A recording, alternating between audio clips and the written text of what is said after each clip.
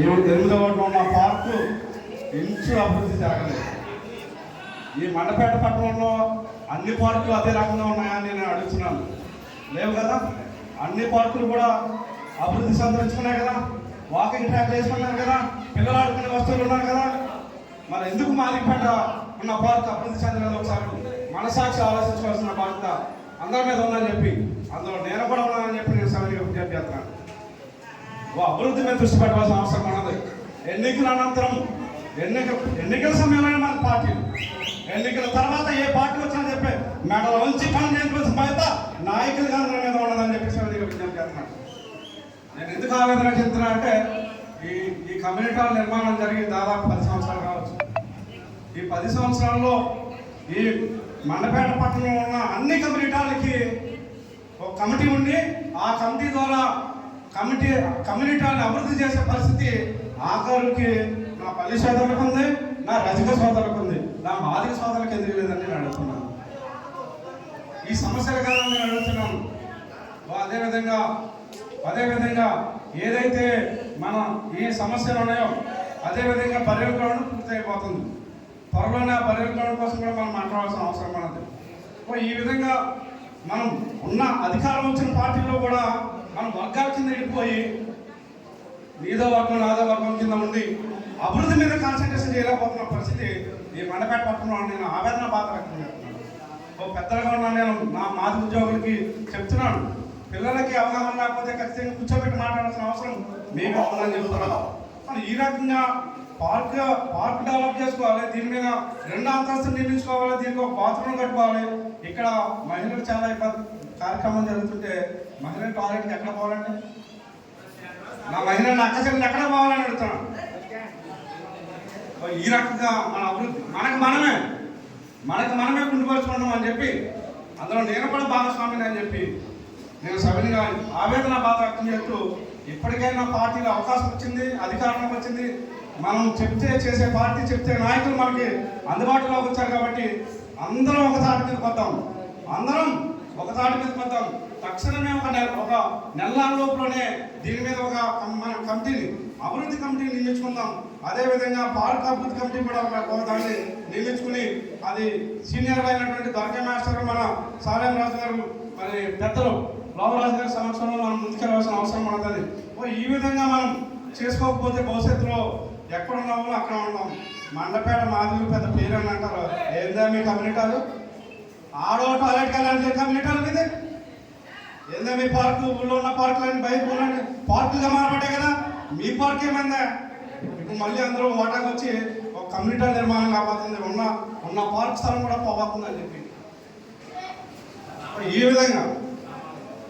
విధంగా ఉన్నదని చెప్పి, అదేవిధంగా అన్ని మనకన్నా వెనకాల నిర్మాణమైన నా సోదరుల గుంతె నమ్ముకుని మళ్ళీ పునర్నిర్మాణం చేసుకుని మళ్ళీ ఓపెనింగ్ కూడా జరిగింది. కానీ నా రామాలయం మాత్రం శిథిలావస్థకు వచ్చింది. దాన్ని పట్టించుకున్న నాదే లేకపోయింది. మీది కాదా బాధ్యత?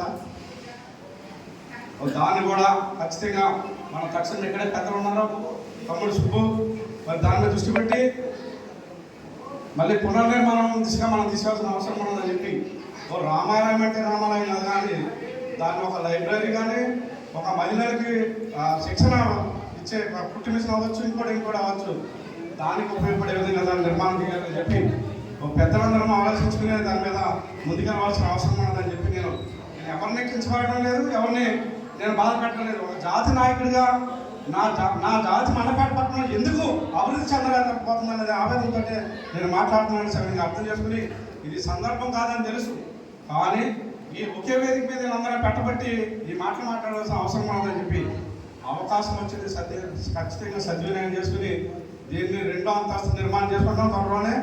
అదేవిధంగా మన ఏదైతే పార్క్ ఉందో దాన్ని అన్యాక్రాంతం కాకుండా ఒక కమ్యూనిటీ దాంట్లో రావడానికి సిద్ధమవుతుంది. ఆ కమ్యూనిటీ రాకుండా ఆపుకోవాలి, పార్క్ నిర్మాణం చేసుకునే బాధ్యత మన మీద ఉన్నదని చెప్పి, అదే సమయంలో మరి టీటీడీ ఇస్తుందో ఇంకో ప్రభుత్వం ఇస్తుందో దాన్ని త్వరగా నిధులు తెచ్చి మన రామాలయాన్ని ఒక శిక్షణా తరగతుల కేంద్రంగా మనం మలుచుకుపోతాం అని చెప్పి, పేరుకి రామాలయం రాముడు అంటాడు, కానీ పైన మాత్రం 2వ అంతస్తులో జరిగేది మాత్రం ఖచ్చితంగా జాతికి ఉపయోగపడే నా మహిళా సోదరులకు ఉపయోగపడే కంప్యూటర్ శిక్షణ నుంచి మొదలుకుంటే అన్ని కూడా మనకి స్కిల్ డెవలప్మెంట్ అందులో రావాలని చెప్పి సవినయంగా విజ్ఞప్తి చేస్తూ ఇక మన సన్మాన గ్రహీతలకు సంబంధించి ముందుగా వేగల జోగేశ్వర గారికి ప్రత్యేకమైన ధన్యవాదాలు తెలియజేసుకోవాలి. ఎందుకంటే మన జాతిని గుర్తించి దొరబాబు గారికి ఇవ్వడం జరిగింది. దొరబాబు గారు ఆయన ఉత్తీర్ణం రాలేదానికి 2019 నుంచి ప్రతిపక్షంలో ఉన్నప్పుడు 2019 నుంచి ప్రతిపక్షంలో ఉన్నప్పుడు ఆ ప్రతిపక్షంలో ఆయనకన్నా ముందెళ్ళి కార్యాలయంలో కూర్చుని ఎక్కడ ఏ పని ఉందని చెప్పి ఆయన రమ్మన్న చోటకల్లా వెళ్ళి పార్టీకి పూర్తి స్థాయిలో ఎవరూ పనిచేయనటువంటి విధంగా పార్టీకి పనిచేసిన చరిత్ర దొరబాబు గారికి ఉంది కాబట్టి ఆ పదవి రోజున దొరబాబు గారు భరించిందని చెప్పి ఆ విధంగా కష్టపడితేనే పదవి వచ్చిందని చెప్పి నేను సరిగా అందరికన్నా మాదిరిలో ఉన్న అందరికన్నా ఎక్కువగా కష్టపడ్డాడు కాబట్టి ఆయన పదవి భరించిందని చెప్పి నేను సరిగా విజ్ఞప్తి. మరొకలాగా నాకు రాలేదని చెప్పి ఎవరు ఇది కావద్దు. ఎన్ని పదవులున్నా పదవులన్నీ కూడా ఇప్పించక్కడ ఎంఆర్పిఎస్ ముందు వరుసలో ఉంటుందని చెప్పి మీరు సవిధిగా విజ్ఞప్తి చేస్తున్నాను. అదేవిధంగా కాకినాడ రూరల్ 19 గారు ఓ చిన్న కుర్రోడు నా ముందు మాట్లాడుతున్న అన్న అక్బర్ చిన్నమాలికి మాట్లాడుతూ చిన్న కుర్రోడు పేరు డిక్లేర్ అయ్యే వరకు కూడా మనోడు ఎవరు కూడా ఐడియా లేనంత విధంగా ఆయన పని మరి ఏ స్థాయిలో ఉందో ఆ పదవి వచ్చిన తర్వాత ఆయన ఫలితాలు పెట్టో తమ్ముడు రాజాకి మరి ఆ పదవి రావడం కూడా గర్వంగా ఉందని చెప్పి మరింత